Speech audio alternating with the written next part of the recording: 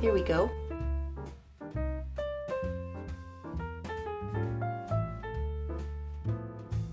Yeah, wow.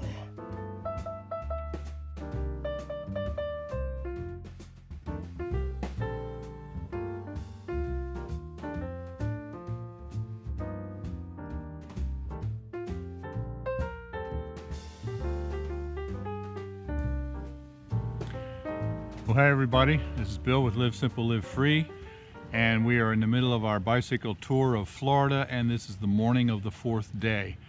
In the first 3 days we've done 180 miles, and we've just kind of had a powwow and made a decision to change our mode of operation here. See, when I tour on a bicycle, which I've done a lot of, I use some bicycle maps from a company called Adventure Cycling, and these are the maps, and I'll tell you about them in a second. But they have about 52,000 miles of bike maps all across the country, and I have a goal to completely circumnavigate the United States by bicycle. It's about 12,500 miles, and so far I've done 2,500 miles of it. So anyway, those are the maps that I'm using, that we were using for this trip, and here's two of them. And you can see this one is all the way down the east coast of Florida, and then this one cuts across to the west coast and comes around, and when you put them together it makes a real nice loop all the way around Florida. It's about 800 miles. That was our plan, was to do this. But we discovered two things. One is that most of these routes are along the coast during Christmas week. Even during COVID, it seems like it's just really hard to get reservations, even at campgrounds, let alone hotels. So we sort of abandoned that, and we just decided to just sort of meander around Central Florida a little bit, which we've been doing, and we've been using the GPS with Google Maps, and you put in your destination, and then you click bike route, and it takes you off of the main roads as far as best it can, and it's been working pretty well. It's interesting that when you're using the maps, it's almost as if you get locked into miles. I got to do miles. I got to make my next destination, and you're always pushing for miles and miles. And you know, I can usually average 80 or 100 miles a day after I'm into it a few days. But when you do that, it's just kind of like flying through it on the interstate. You don't see anything around you. You're always just going to your next campsite, and you don't see anything. So we've kind of decided to slow down a little bit. We're going to do less miles. We're going to enjoy more of just enjoy seeing the sights of Florida as best we can. Another thing we discovered that I didn't even realize before is that every single time I've ever done this in the past, it's always been in the summer, where I could ride until 8 or 9 o'clock. And 2 days ago, when we did the 78 miles, we left really early, before the sun was up, or just as the sun was coming up. And it got dark at 5:30, and I didn't even think about it, but when it gets dark at 5:30 instead of 8:30 or 9, that cuts off several hours of riding time. So we were hard pressed to get in there to get the 78 miles in before dark. And I don't like that. You know, I don't like getting in where you're setting up your camp in the dark. So we have to cut back on the miles, just because we don't have as much daylight. We probably got 5 hours less daylight than we used to have. So we've decided to cut back to maybe stay at 50 miles a day or less, maybe even 30 miles. So that's what we're doing. In fact, so we have decided to stay 2 nights at this campground, and just sort of take in the state park, and there's a bunch of hiking trails here and different things, and anyway, you'll see what we see. So that's the new plan. We're just going to meander instead of trying for miles like these maps would tell us. So we're not going to do the 600 or 700 or 800 miles that we thought we would do. It'll be less, but we're going to be able to enjoy Florida a lot more. So it's time for breakfast, and I like to keep it easy. Not only just one pot meals, but one pot that's easy to clean. Okay, so the water's boiling along nicely there for the eggs. After the eggs are done, I use the water to do other things. I make oatmeal. As you can see, my oatmeal box is pretty smashed, but it's still good. I like the fruit and cream variety of Quaker instant oatmeal, but it's too strong if I use too much of it. So I always use 2 of the original flavor, unflavored, and then I use 1 of the flavored ones. So this is blueberries and cream. And then I brought a lot of my Thrive Life freeze-dried fruits along with me. So this is a big bag of the freeze-dried fruit from Thrive Life. So I'll mix that in there as well, give it a little bit more zing.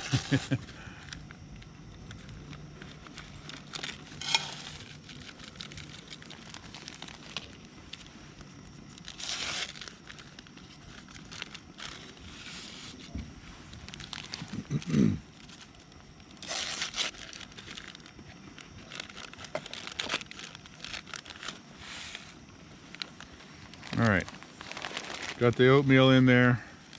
So then I put in some of my freeze-dried blueberries.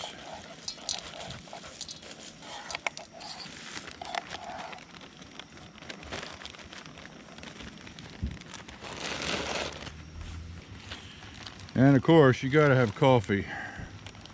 So I use these coffee singles. I don't know if you're familiar with these. This is a coffee bag. It's like a tea bag, but it's coffee. And it's not instant coffee, it's real coffee. And Folgers and one other brand also makes it. They just call them coffee singles. Works really well when you're out on the road. It's more expensive per cup than just buying loose coffee, but the convenience on the road is unbeatable.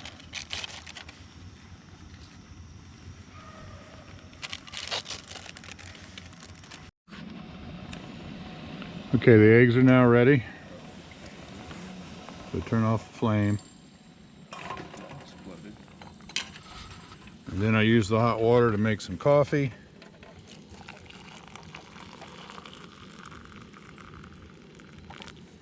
And then I use the rest to make the oatmeal.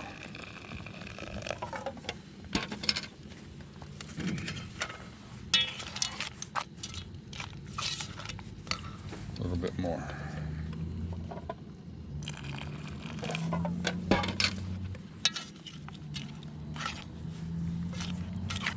And the blueberries will refresh in the water for the oatmeal.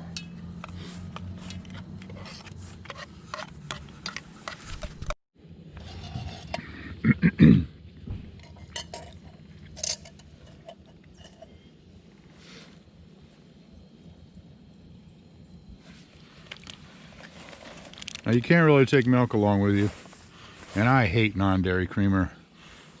So I love this. This is my Thrive Life freeze-dried milk, and it dissolves in the coffee just like non-dairy creamer does. But you know what? It's real milk. It's wonderful. I use this at home in all of my coffee all the time. Works really well.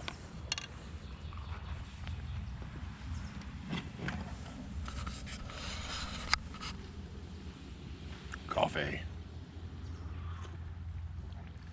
It's hot. So there's my breakfast. Blueberry oatmeal with real blueberries in it. Coffee. 2 eggs for breakfast, 2 eggs for lunch. I'm good to go.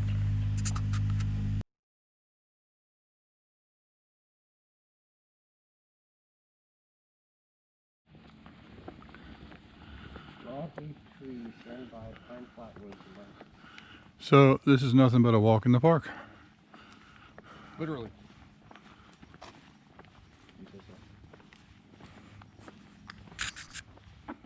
Nice, quiet, beautiful, perfect temperature.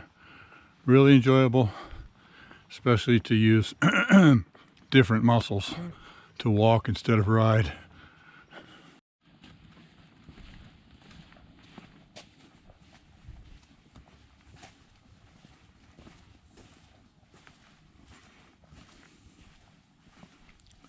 Stop, guys, listen to the silence. I don't hear it. Me neither.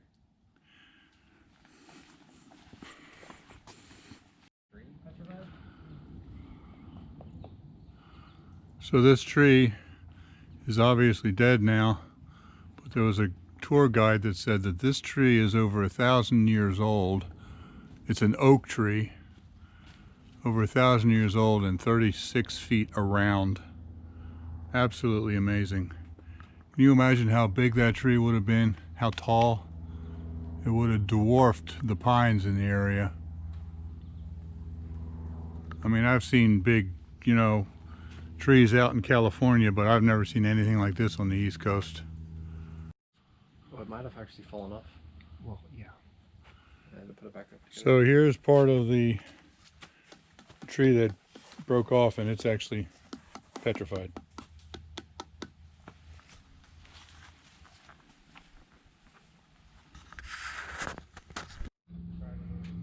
So here's another monster right here, and this one is still alive. Wow. It's broken off right there, but there's still another big branch that just continues up.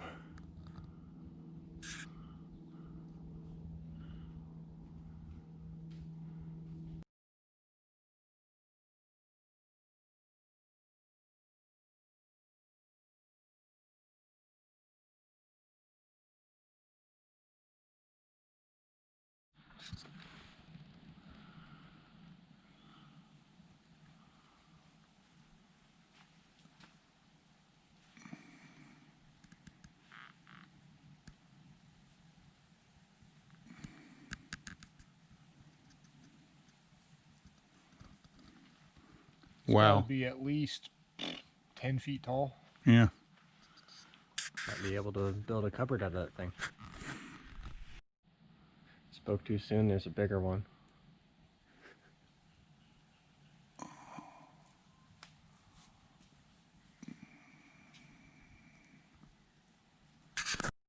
It's essentially swamp all around us, and as we walk through here, it's so quiet and so peaceful. I'm just feeling the peace soak in. It's so beautiful. And then I thought, what would it be like if the trail wasn't here? It would not be peaceful. It would be machete time and up to your knees in muck. But I sure am enjoying this right now. Wow.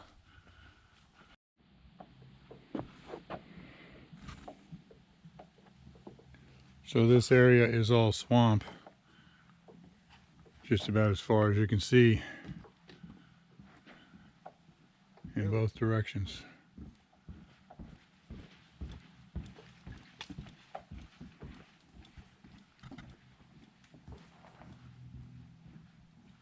So there was a plaque back there that talked about how the swamp is always changing, and I had never really thought about this.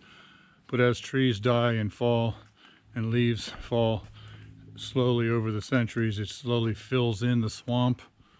And as the ground gets higher and the swamp gets drier, the type of vegetation that grows here changes. They said unless they manage it. I don't know what that means. What are they going to do, dredge it? I don't know. But yeah, apparently this swamp is not the same as it was a couple hundred years ago, because it's slowly filling in. Who'd have thought it?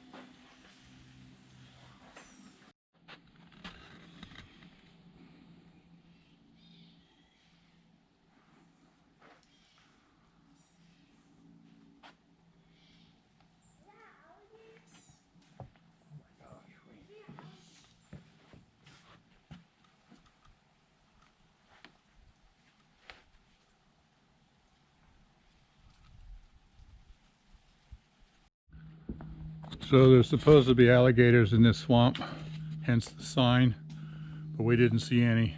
You know, they are motionless most of the time. We could be looking right at one and not see its eyes sticking up above the water, but we didn't see anything. That would have been cool.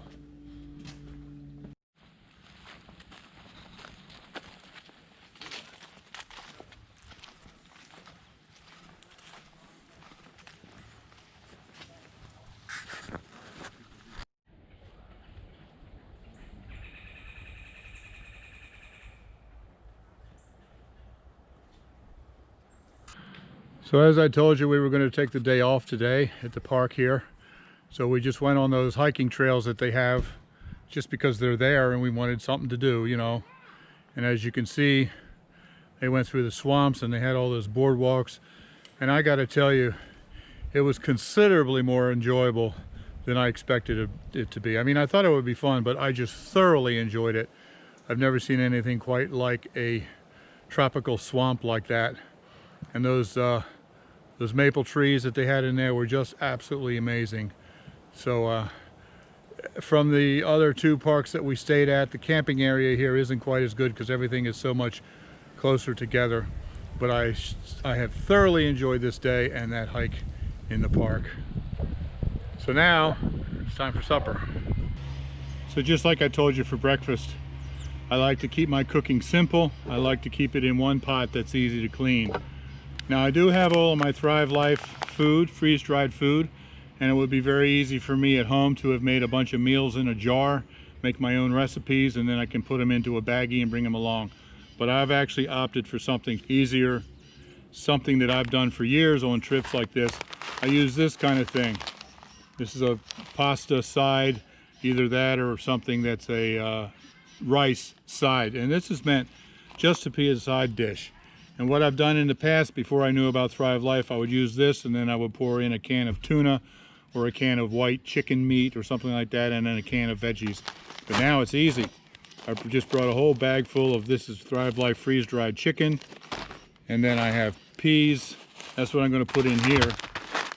I also have the shredded beef. I got broccoli, 3 or 4 other things. And that way, every evening, I can just choose the flavor that I want and the things that I want to put in it. And it works really well. So this calls for 2 cups of water. And my coffee cup here is exactly 2 cups. So I'll put in 2 cups. And then I'll put in maybe a half a cup more, just for a little bit of water for the chicken and the peas to rehydrate. And then I'm going to put in the chicken first because that takes the longest to rehydrate. Just dump some chicken in there. And then put it on the fire. Supposed to bring the water to a boil before you put the noodles in. So now you can see that the water is boiling with the chicken in it. So I'm going to pour in the noodles. This is actually chicken flavored, so that'll work well. So I pour that in there. And then I pour in some of the freeze-dried peas from Thrive. And there we go. Simmer that until the noodles are soft, and I'll be good to go.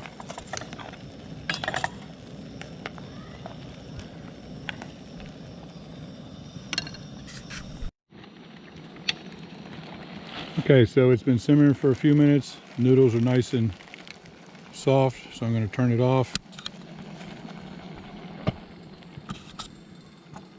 How's this for a handle?